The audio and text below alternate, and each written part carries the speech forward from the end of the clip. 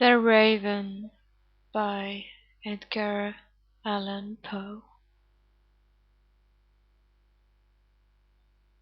Once upon a midnight dreary, while I pondered, weak and weary, over many a quaint and curious volume of forgotten lore, while I nodded, nearly napping, suddenly there came a tapping, as of some one gently rapping at my chamber door. "'Tis some visitor," I muttered, tapping at my chamber door, "only this and nothing more."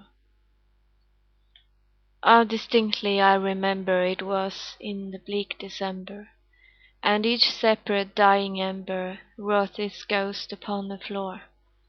Eagerly I wished the morrow, vainly I had sought to borrow from my books surcease of sorrow, sorrow for the lost Lenore. For the rare and radiant maiden whom the angels named Lenore, nameless here forevermore. And the silken sad and certain rustling of each purple curtain thrilled me, filled me with fantastic terrors never felt before, so that now to still the beating of my heart I stood repeating, "'Tis some visitor entreating entrance at my chamber door. Some late visitor entreating entrance at my chamber door. This it is, and nothing more." Presently my soul grew stronger, hesitating then no longer. "Sir," said I, "or madam, truly your forgiveness I implore. But the fact is I was napping, and so gently you came rapping, and so faintly you came tapping at my chamber door, that I scarce was sure I heard you. Here I opened wide the door, darkness there, and nothing more. Deeply, deep into that darkness peering, long I stood there wondering, fearing, doubting, dreaming dreams no mortal ever dared to dream before. But the silence was unbroken, and the darkness gave no token, and the only word there spoken was the whispered word, Lenore. This I whispered, and an echo murmured back the word Lenore. Merely this and nothing more. Back into the chamber turning, all my soul within me burning, soon again I heard a tapping, somewhat louder than before. "Surely," said I, "surely that is something at my window lattice. Let me see, then, what thereat is, and this mystery explore. Let my heart be still a moment, and this mystery explore. 'Tis the wind and nothing more." Open here I flung the shutter, when with many a flirt and flutter in there stepped the stately raven of the saintly days of yore. Not the least obeisance made he, not a minute stopped or stayed he, but with mien of lord or lady, perched above my chamber door, perched upon a bust of Pallas, just above my chamber door, perched, perched and sat, and nothing more. Then this ebony bird beguiling my sad fancy into smiling, by the grave and stern decorum of the countenance it wore.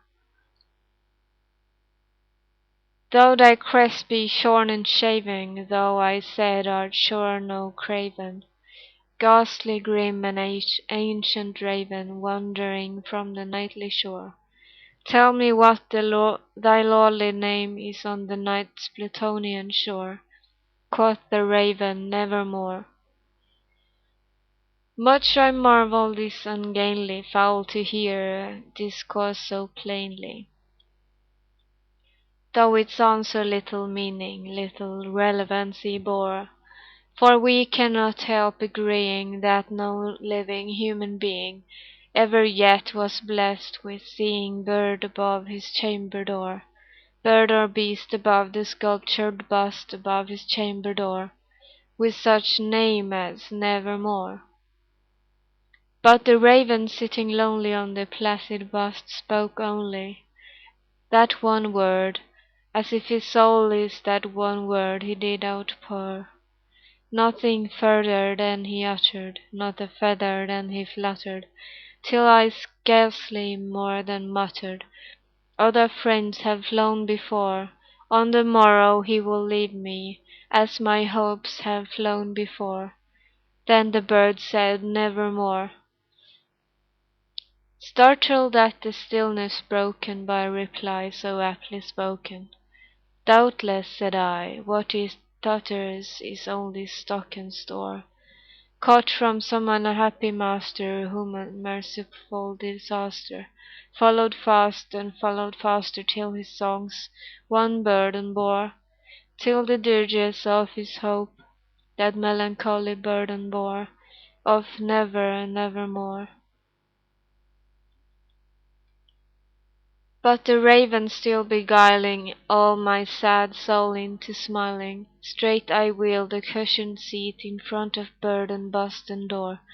Then upon the velvet sinking, I betook myself to linking fancy unto fancy, thinking what this ominous bird of yore, what this grim, ungainly, ghastly, gaunt, and ominous bird of yore meant in croaking nevermore. This I sat engaged in guessing, but no syllable expressing to the fowl whose fiery eyes now burned into my bosom's core. This and more I sat divining, with my head at ease reclining on the cushion's velvet lining that the lamplight gloated over, but whose velvet violet lining with the lamplight gloating over she shall press on nevermore. Then methought the air grew denser, perfumed from an unseen censer, swung by seraphim whose footfalls tinkled on the tufted floor. "Wretch," I cried, "thy God hath lent thee, by these angels he has sent thee, respite, respite and nepenthe from thy memories of Lenore. Cough, oh cough, this kindly Fenty, and forget this lost Lenore." Quoth the raven, "Nevermore." "Prophet," said I, "thing of evil, prophet still, if bird or devil, whether tempter sent or whether tempest tossed thee here ashore, desolate yet all undaunted, on this desert land enchanted, on this home by horror haunted, tell me truly, I implore, is there balm in Gilead? Tell me, I implore." Quoth the raven, "Nevermore." "Prophet," said I, "thing of evil, prophet still if bird or devil, by that heaven that bends above us, by that God we both adore, tell this soul with sorrow laden, if within the distant Eden it shall clasp a sainted maiden, whom the angels named Lenore. Clasp a rare and radiant maiden, whom the angels named Lenore." Quoth the raven, "Nevermore." "Be that word our sign of parting, bird or fiend," I shrieked upstarting. "Get thee back into the tempest and the night's Plutonian shore. Leave no black plume as a token of that lie thy soul hath spoken. Leave my loneliness unbroken. Quit the bust above my door. Take thy beak from out of my heart, and take thy form from off my door."